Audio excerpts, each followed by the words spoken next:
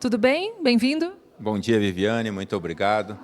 Bom dia a todos que nos assistem.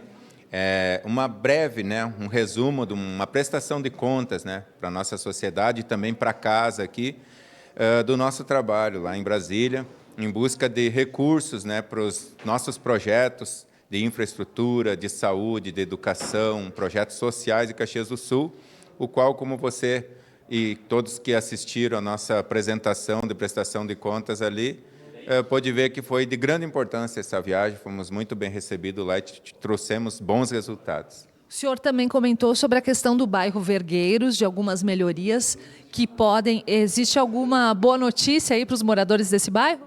Sim, a deputada, principalmente, as pessoas que mais se comprometeram com o bairro Vergueiros, ali a deputada Denise Pessoa, também o deputado Maurício Marcon, eles querem ver projeto, que o escritório da prefeitura apresente os projetos, valores, no que vai ser feito os investimentos, se é em pavimentação, se é pluvial, se é em parte de infraestrutura, porque inclusive a deputada Denise Pessoa já mandou um recurso, o qual a gente tem o conhecimento que é para o calçamento, a pavimentação de 600 metros de uma rua, que nem é a rua do ônibus, e a nossa busca, a nossa solicitação é que a linha do ônibus lá do Vergueiro fosse atendida, fosse pavimentado, porque lá o ônibus atola, para, já foi feito vários manifestos lá, inclusive fogueiras lá, para que saia isso feito, Ok, obrigada, vereador, pelas suas palavras. Muito obrigada e um bom trabalho para o senhor. Eu que agradeço. Bom dia a todos. Ok, esse foi Pedro Rodrigues, vereador do PT.